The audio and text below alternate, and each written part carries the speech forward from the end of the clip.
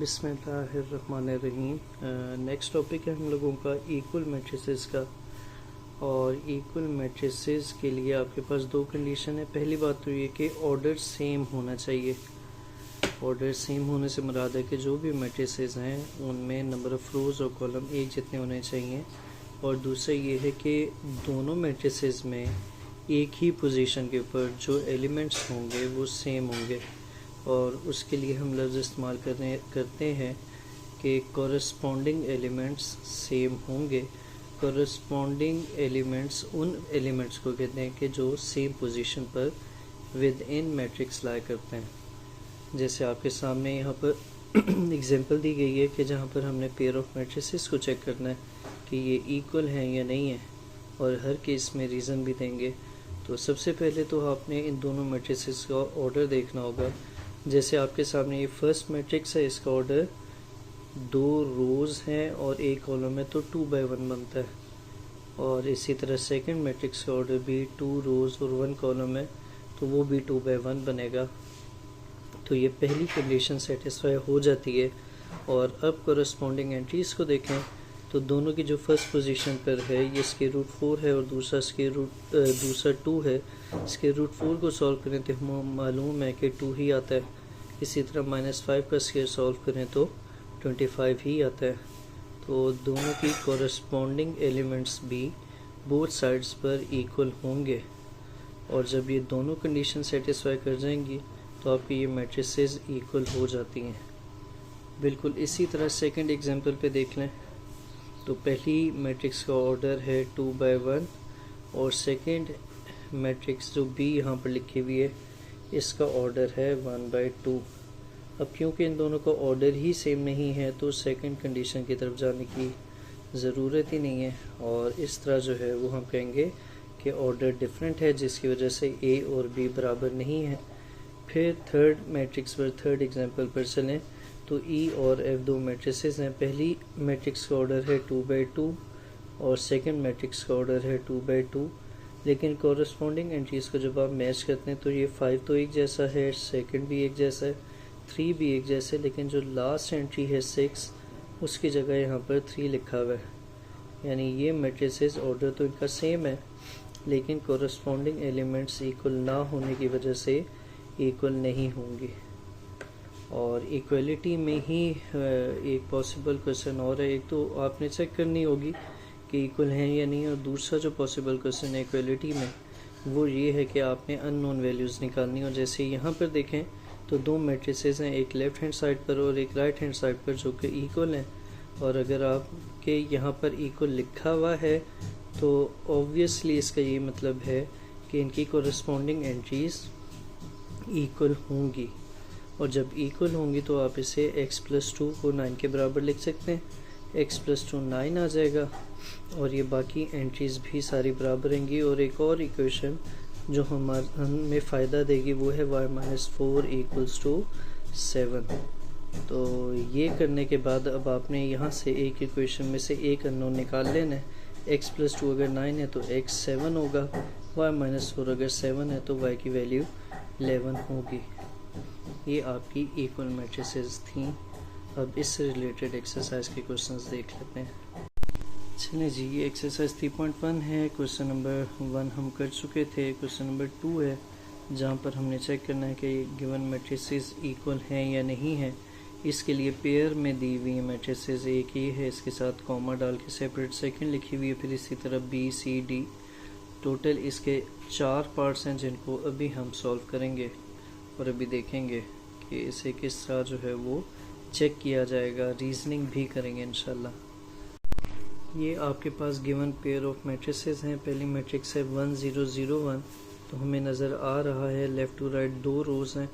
एक रो इसकी ये है रो 1, ये है रो 2। और इसी तरह कॉलम्स को अगर आप देखें तो ये कॉलम C1 है और ये कॉलम C2 है। इनका ऑर्डर इस वाली का क्या बनेगा, 2 by 2 बनता है, जो कि आपने मैट्रिक्स के सब्सक्रिप्ट के तौर पर या उसके साथ लिख देना है। इसी तरह यहाँ पर चलें तो ये √25 - √25 ये सिंप्लीफाई होगा क्योंकि ये एक ही जगह पर लिखी है, एक ही लोकेशन है। ये फर्स्ट रो का फर्स्ट कॉलम की पोजीशन पर ये पूरा एक लिखा हुआ है और ये फर्स्ट रो सेकंड की पोजीशन पर है। इसी तरह ये सेकंड रो फर्स्ट पोजीशन है और ये सेकंड रो सेकंड पोजीशन है। नंबर ऑफ रोज के लिए ये रो 1 आ जाएगी, ये रो 2 आ जाएगी, और सिमिलरली ये C1 और ये C2 है। ऑर्डर इस वाली इक्वेशन मैट्रिक्स का भी 2/2 है, तो हमें नज़र आ रहा है कि दोनों का ऑर्डर सेम है। हम फर्स्ट कंडीशन लिखते हैं, order of both matrices is equal, that is 2/2। तो ये आपकी फर्स्ट कंडीशन सेटिस्फाई हो जाती है। अब आप कोरस्पॉन्डिंग एंट्रीज को देखें तो इसकी जो पहली एंट्री है जो फर्स्ट रो फर्स्ट कॉलम की पोजीशन पर है और इसकी जो फर्स्ट एंट्री है, इन दोनों में फ़र्क है। क्यों फ़र्क है कि ये 1 आएगा और ये √25 माइनस √25 कैंसिल आउट हो जाएगा और इसको आफ्टर सिंप्लीफिकेशन 0 आता है। यानी हम कह सकते हैं कि 1 बराबर नहीं है √25 माइनस √25 के। तो इसलिए क्या होगा, corresponding entries of given matrices are not equal. तो हम इसकी वजह से कह देंगे कि गिवन मैट्रिसेस आर डिफरेंट। तो ये आपका 2 का पार्ट 1 हो जाता है और इसको हाईलाइट कर देते हैं ताकि ये प्रोमिनेंट हो जाए। रीज़न क्या था कि इनकी कोरस्पॉन्डिंग एंट्री सेम नहीं है। इस केस में ऑर्डर सेम था लेकिन एंट्री सेम नहीं थी। नेक्स्ट ये 2-3 पार्ट्स और हैं, इनको 1 बाय 1 देख लेते हैं। पहले वाले का ऑर्डर क्या है, 1 रो 1 ही है लेकिन कॉलम 1, कॉलम 2 और कॉलम 3 कॉलम्स है। इसके अगर ऑर्डर की बात की जाए तो ये बनेगा 1/3। लेकिन अगर आप इसके पेयर में जो मैट्रिक्स दी है उसको देखें तो बीच में प्लस डले हुए हैं। इसको अगर आप सॉल्व कर लें तो ये 1 + 2 + 3 मैट्रिक्स बराबर आएगी 3 to 5 और 1 6 के। और 6 मैट्रिक्स जो है वो इससे टोटली डिफरेंट है। इसका 1 रो है और 1 कॉलम है, यानी इनका ऑर्डर ही सेम नहीं है। तो जब ऑर्डर ही सेम नहीं है तो काम सिंपल हो जाएगा। आप कह देंगे given matrices are not equal because order is different। ठीक हो गया। और फिर नेक्स्ट मैट्रिक्स पर चलें। ये मैट्रिक्स सी है। इसको अगर आप गौर से देखेंगे तो ये नीचे लाइन लगी हुई है। ये लाइन लगने का मतलब क्या है कि ये एक नंबर है जो कि फ्रैक्शनल फॉर्म में, और इसमें 1 रो है और 1 कॉलम है। जबकि इस मैट्रिक्स को देखें तो इसमें 2 रोज़ हैं। ये रो 1 आ गई, ये रो 2 और ये कॉलम 1। तो इसका जो ऑर्डर है वो क्या है, 2/1।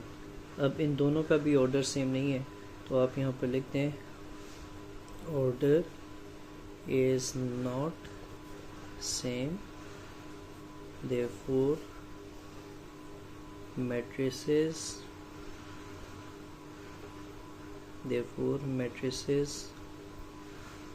are not equal। तो ये पार्ट भी आपका हो जाता है। और फिर फाइनली इस क्वेश्चन नंबर 2 के पार्ट डी पर चलते हैं और पार्ट डी पर देख लें तो इसकी कितनी एंट्रीज़ हैं। पहले तो ये एनालिसिस कर लें। 1 + 0 ये फर्स्ट रो की फर्स्ट एंट्री है, ये फर्स्ट रो की सेकंड, ये सेकंड रो की फर्स्ट और ये सेकंड रो की सेकंड एंट्री है। यानी इसका ऑर्डर बनेगा 2/2। 2 रोज़ हैं इसमें और 2 ही कॉलम्स हैं। आगे चलें इसमें तो इसमें भी 1 की एंट्री है, ये 1 की, ये 2 की और 2 की। तो इसका ऑर्डर भी 2/2 ही बनता है। अब इसकी कोरस्पॉन्डिंग एंट्रीज़ को देख लें तो कोरस्पॉन्डिंग एंट्रीज़ आपकी किस तरह चेक होंगी। इसके लिए आप 5 मल्टीप्लाई बाय 5 डिवाइडेड बाय 25 करें तो यहाँ पर 1 आ जाता है। ये मैं साथ साथ पेंसिल से लिख रहा हूँ और हाईलाइट कर दूँगा। और इसको सॉल्व करें तो 3 इंटू 0 0 आता है, 0 डिवाइडेड बाय 7 0 आ जाता है। इधर चलें तो ये 2 प्लस 15 17 माइनस 17 0, तो ये भी 0 आ जाता है और इसकी कटिंग हो जाती है और यहाँ पर 1 आ जाता है। तो ये मैट्रिक्स आफ्टर सिंप्लीफिकेशन 1 0 0 1 बनती है। जबकि इस मैट्रिक्स पर चलें तो ये 1 प्लस 0, ये तो आपके सामने 1 ही है, और ये 0 प्लस 0 0 आ जाएगा, 0 इंटू 0 0 आएगा, 1 माइनस 0 ये भी 1 आएगा। तो ये जो मैंने पेंसिल से सारी एंट्रीज लिखी हैं आफ्टर सिंप्लीफिकेशन, तो हमें नज़र आ रहा है कि फर्स्ट रो की फर्स्ट एंट्री दोनों की सेम है, सेकंड रो की फर्स्ट रो की सेकंड एंट्री और फर्स्ट रो की सेकंड ये भी सेम है, इसी तरह बाकी एंट्रीज भी सेम है।